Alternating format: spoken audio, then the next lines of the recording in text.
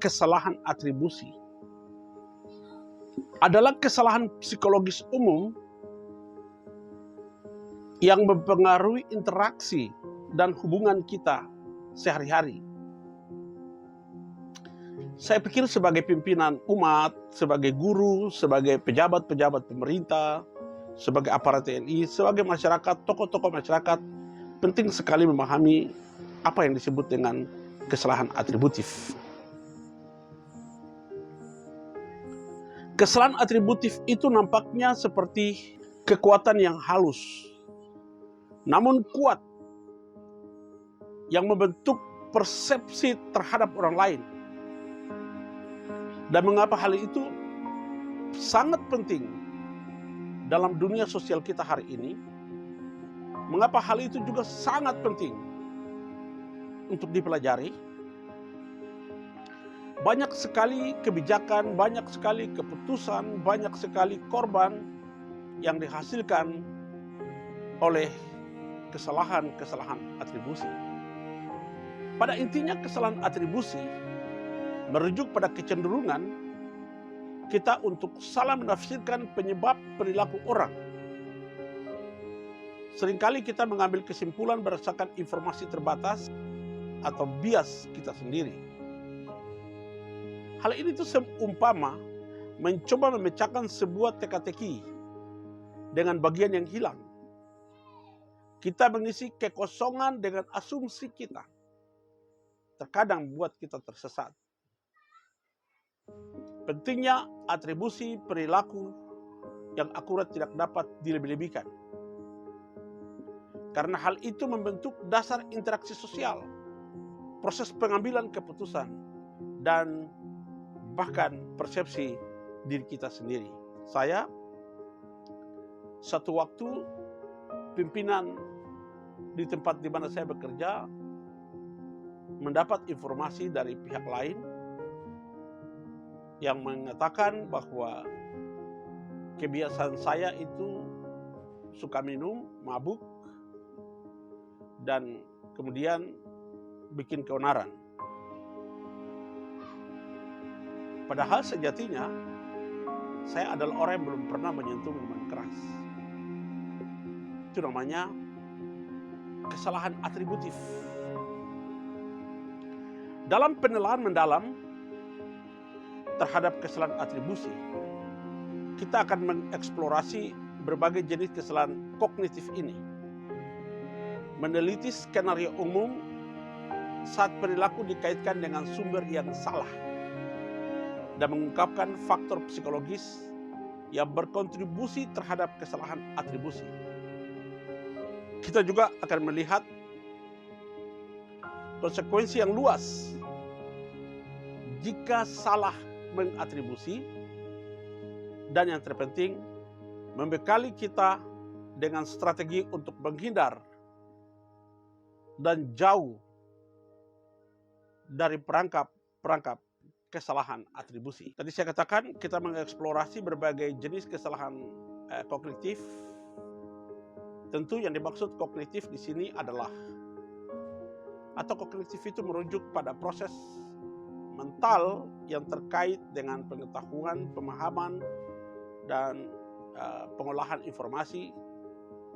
Hal ini mencakup berbagai aspek seperti persepsi, proses mengenali dan menafsirkan informasi sensorik.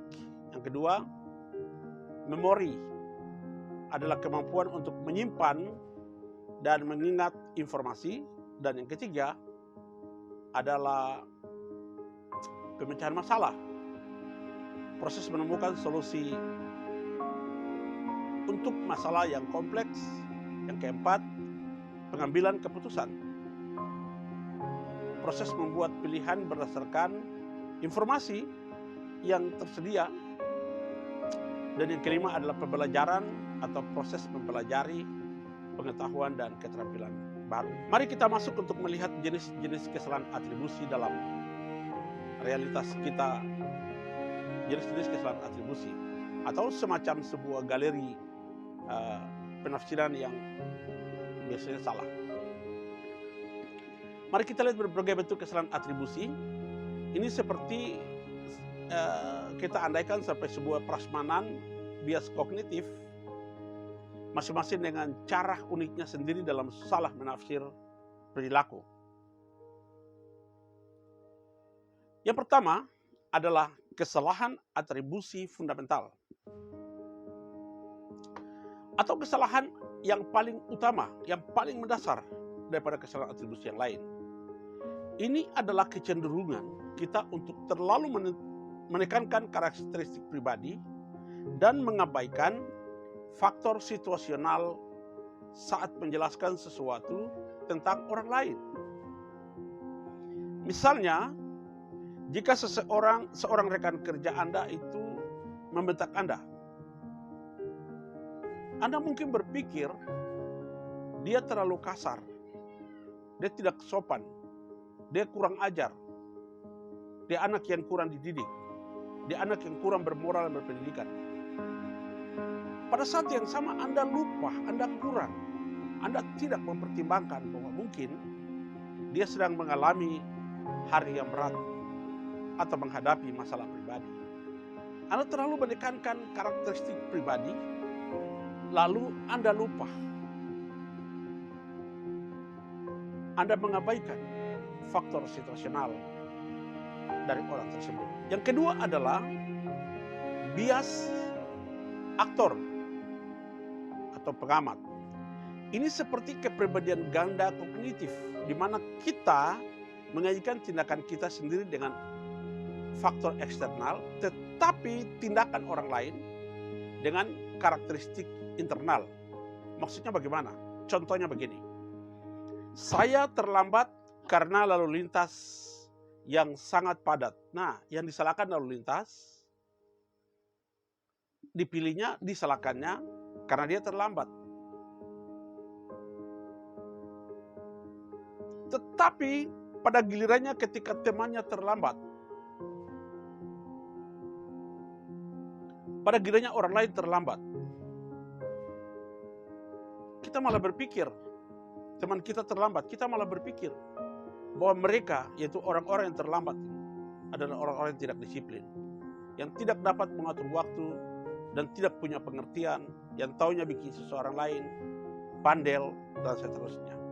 Itu disebut bias aktor pengamat. Yang ketiga adalah bias yang mementingkan diri sendiri. Bias mementingkan diri sendiri tentu adalah sahabat terbaik dari ego kita ya. Kecenderungan kita untuk mengaitkan kejadian positif dengan karakter kita sendiri, tetapi kejadian negatif dengan faktor eksternal. Misalnya, lulus ujian, saya mengatakan karena memang saya jenius. Dapat proyek, saya katakan memang saya orang kepercayaan kepala dinas atau bupati. Naik pangkat, saya katakan saya adalah orang yang sukses, bekerja dengan baik dan mendapatkan penghargaan untuk naik.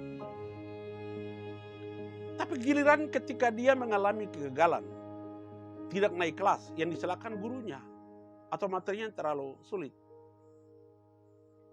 Ketika non-job, tidak diberikan jabatan, dia berpikir bupatinya yang pilih muka. Tidak dapat proyek, dia berpikir bahwa ada orang dalam yang membayar, yang menyogok, memberi amplop sampai dia tidak mendapat kesempatan. Ini namanya bias mementingkan diri sendiri. Dan yang keempat adalah kesalahan atributif kelompok. Kesalahan atributif kelompok di mana kita menganggap bahwa ketika satu anggota kelompok melakukan satu tindakan yang keliru, maka kita memberikan label bahwa semua kelompok tersebut sama.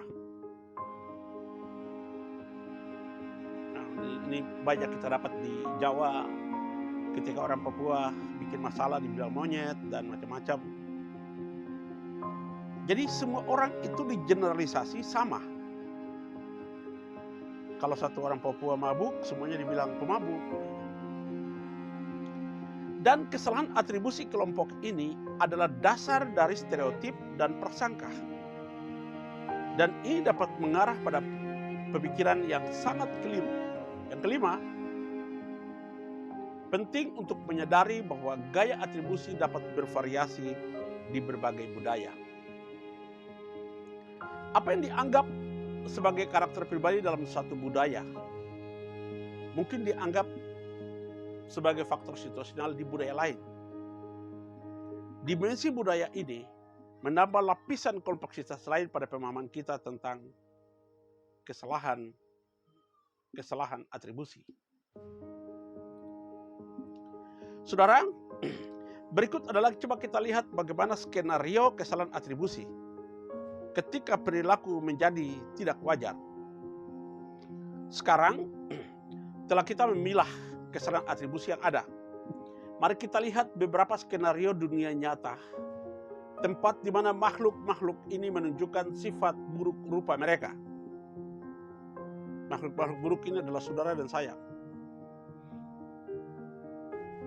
Di tempat kerja misalnya, kesalahan atribusi itu merusak dinamika dan produktivitas tim. Kita kasih contoh, ada seorang kolega tidak memenuhi tenggat waktu. Apakah Anda langsung melabeli mereka sebagai pemalas atau tidak kompeten? Atau Anda menganggap bahwa mungkin mereka kewalahan dengan tugas lain dan menghadapi masalah teknis? Menjelaskan, kita perlu perhatikan, menjelaskan orang lain berdasarkan faktor eksternal dapat menghasilkan solusi yang lebih konstruktif dan hubungan kerja menjadi jauh lebih baik. Demikian juga dalam keseharian kita. Kalau Anda menjelaskan sesuatu berdasarkan karakteristik kepribadian saja, tanpa memikirkan situasi yang melekat dengan orang tersebut, Anda mungkin akan menimbulkan masalah. Konflik hubungan seringkali bermula dari kesalahan atribusi. Misalnya, pasangan Anda, suami atau orang tercinta Anda, lupa hari ulang tahun Anda. Dan Anda mungkin berpikir bahwa dia tidak mencintai lagi, dia tidak peduli lagi, dia tidak seperti dulu lagi. Pertanyaannya, bagaimana jika dia telah merencanakan jauh-jauh hari, berminggu-minggu lamanya untuk membuat sebuah kejutan yang diberikan kepada Anda pada sore hari?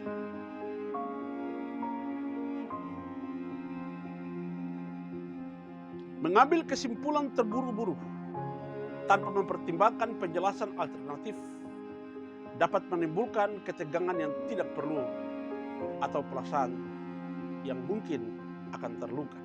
Lingkungan pendidikan rentan terhadap kesalahan atribusi. Siswa yang kesulitan di kelas mungkin dicap tidak termotivasi atau tidak cerdas, bodoh. Padahal sebenarnya mereka mungkin mengalami kesulitan belajar, masalah pribadi, atau sekedar ketidakcocokan dengan gaya mengajar dan guru. Lingkungan agama pun seringkali rentan terhadap kesalahan atribusi.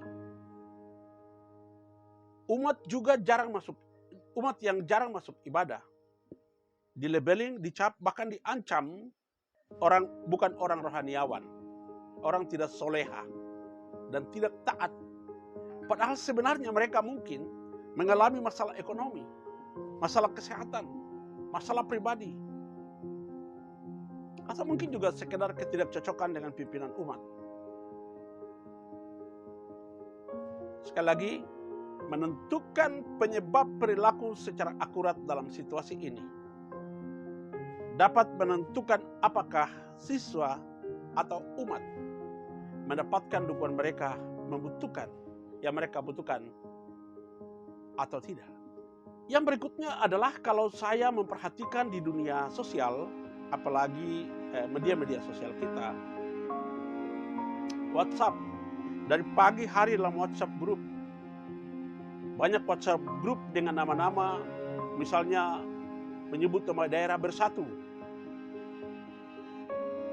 Isinya dari pagi sampai malam itu adalah kesalahan atributif. Media sosial merupakan tempat berkembang biaknya kesalahan atribusi.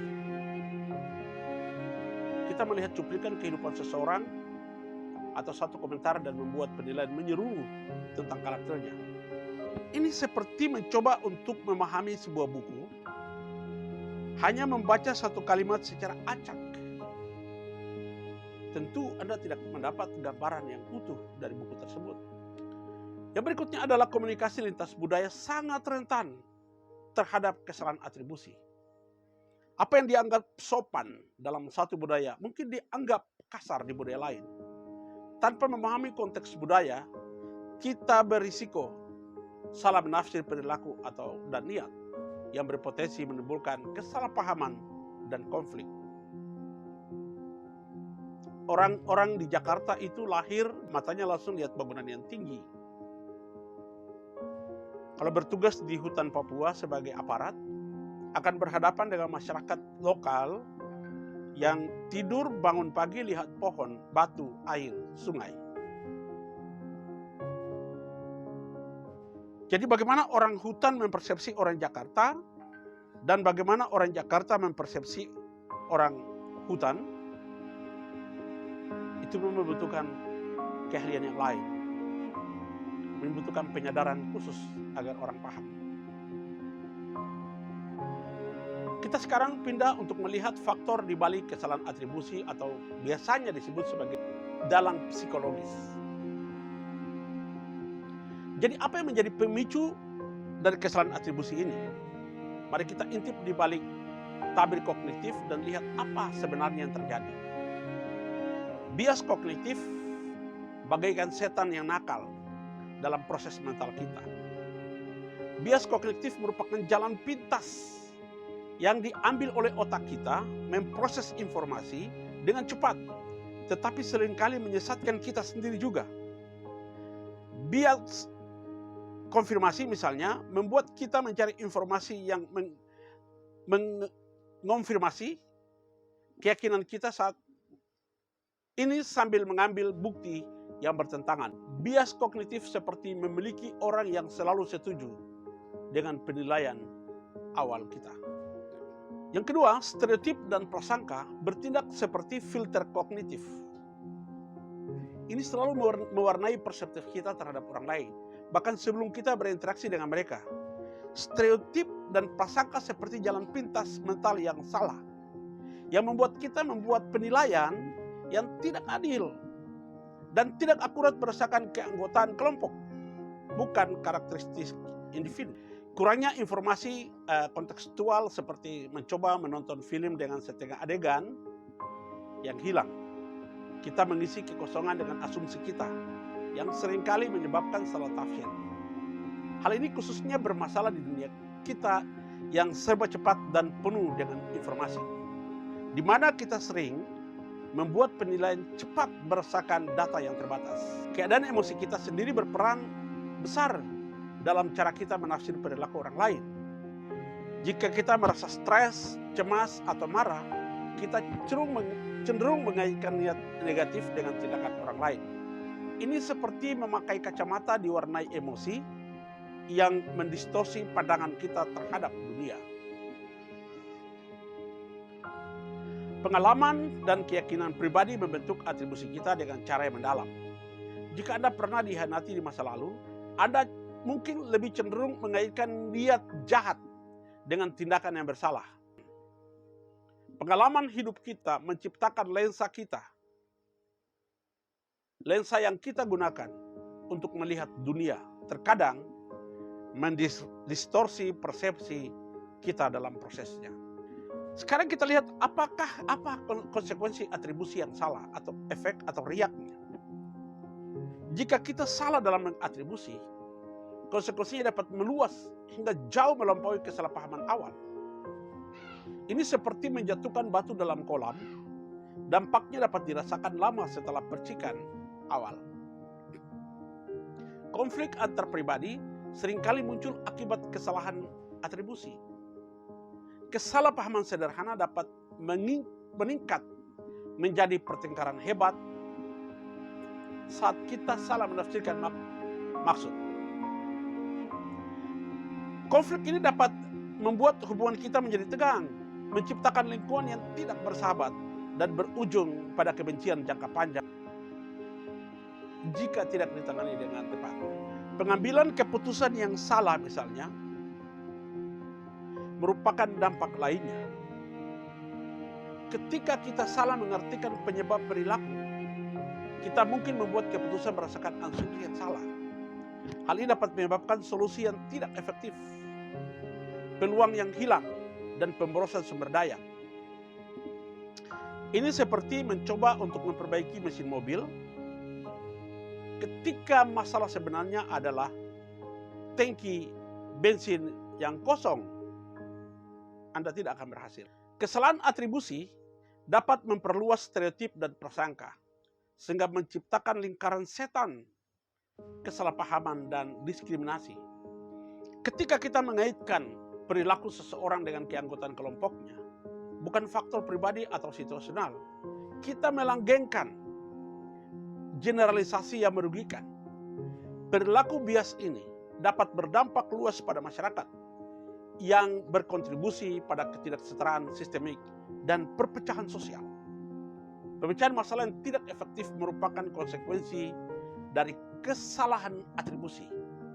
Jika kita salah mengidentifikasi sumber masalah, pada video yang pertama sudah saya jelaskan tentang definisi masalah, solusi yang kita berikan kemungkinan besar tidak akan tepat sasaran.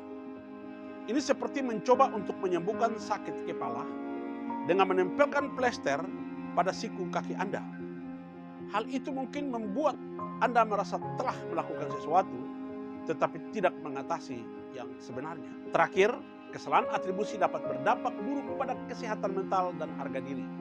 Bila kita terus-menerus salah mengaitkan kegagalan kita sendiri dengan faktor internal seperti kurangnya kemampuan dan bukan keadaan eksternal, hal itu dapat menimbulkan perasaan tidak mampu dan harga diri yang rendah. Di sisi lain, menyalahkan orang lain atas perilaku Anda dapat menghambat pertumbuhan pribadi dan menimbulkan mentalitas Anda sebagai mentalitas korban. Sebaiknya mencari informasi tambahan sebelum membuat penilaian. Hal itu tentu sangatlah penting. Ini seperti menjadi detektif. Kumpulkan semua bukti sebelum mengambil kesimpulan. Ajukan pertanyaan, cari klarifikasi, dan bersikaplah terbuka terhadap informasi yang mungkin menantang asumsi awal Anda. Ingat, penjelasan pertama, informasi pertama yang ada di benak Anda tidak selalu benar. Ini membuka cara baru kita memahami dan menafsirkan perilaku. Pelajari tentang bagaimana norma, nilai, gaya komunikasi budaya.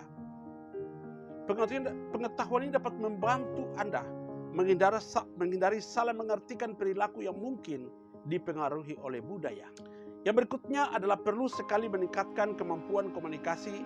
Hal ini dapat mengurangi kesalahan atribusi secara signifikan. Untuk komunikasi akan ada sesi sendiri. Komunikasi yang jelas dan terbuka memungkinkan pemahaman yang lebih baik tentang maksud dan tujuan, maksud dan motivasi. Ini seperti Anda menyalakan lampu di ruangan yang gelap, tiba-tiba semuanya menjadi lebih jelas. Berlatihlah mendengarkan secara aktif. Mintalah klarifikasi bila diperlukan, dan ungkapkan pikiran dan perasaan Anda sendiri dengan jelas. Cara mengatasi seni atribusi.